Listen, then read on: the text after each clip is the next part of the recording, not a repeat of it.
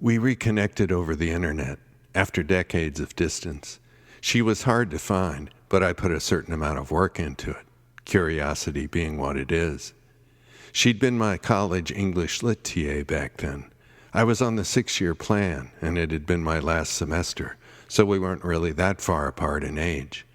It had been an unusual class in ways that I only later recognized.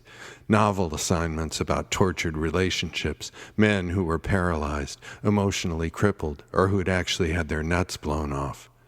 One day in class, noting the difference between metaphor and simile, she'd cited a song lyric of the time as an example. "I had some dreams. They were clouds in my coffee," she said. But there was a genuine sadness in the delivery. I'd visit her down in the subterranean TA office nooks, checking on assignments or sharing bad poetry, but I think we both knew why I was there. She wore no bra, didn't shave her armpits, had a mysterious knowing smile and strangely seductive eyes. During one such visit, I'd attempted to describe her in some poetic and complimentary way. She sat back, patiently listening to my overly long descriptive attempt, before finally correcting that hers were bedroom eyes. When the end of the semester came, I wasn't able to get the final paper in on time, some scheduling conflict on my end. But she was cool about it, left me a message at the English department with her home address, said that I could just drop it off. Even as clueless as I was back then, I knew that wasn't standard teacher-student protocol. She lived in a little canyon cottage along a narrow winding road nestled in the Hollywood Hills. You could almost imagine Joni Mitchell having once been there. I knocked on the wooden screen door, but no one was home, so I propped the envelope inside the screen and left my number. A few days later, there was a message on my machine. She'd gotten the paper, said if I was ever in the neighborhood again to drop by. She left her number. A week later, we'd arranged dinner. I showed up late, getting lost in the winding hills, even having been there before.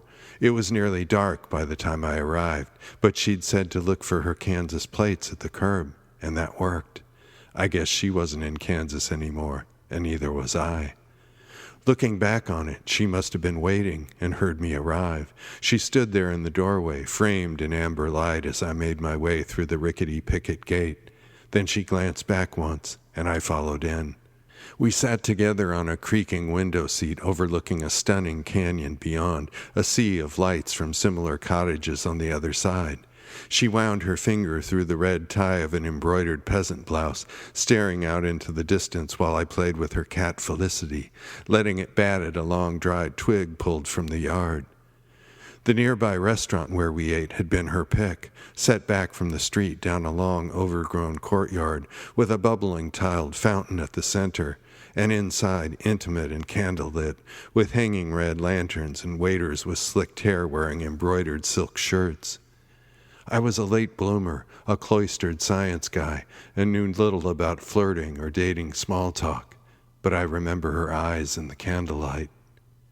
I guess in the end, I cracked under the pressure, the older woman, and my teacher even, and a dinner date right off the bat. Afterward, we came back to her place and listened to music, sitting together on an overstuffed old couch covered in a swirling paisley print. She put on Steely Dan's Katie Lied, the album cover picturing a giant looming praying mantis. Katie tried, I was halfway crucified, the band crooned. Felicity rubbed against my leg, staring up at me with a penetrating gaze, as if she knew things that I did not. We listened to more music, making small talk and drinking wine, waiting to see where things might go. It's hard to know sometimes why things don't happen, but they didn't. I finally made some halfway advances, but it came off as awkward, almost pathetic. On the long drive home, I took it harder than I probably should have, winding my little VW Bug through the concrete corridors of the LA freeways. I began focusing on the sentinel-like abutments holding up the giant overpasses. Jimi Hendrix came on the radio. Well, I think I'm gonna tear myself up and go on down. There in the jaundiced vapor lights of inner-city L.A., still wounded and raw, I suddenly imagined swerving into one of the concrete pillars, thinking of the logistics, the outcome, and ultimately the relief. It's hard to know how serious I really was. I can't quite say. But in the end, I didn't do it. So that was it. I never saw her again.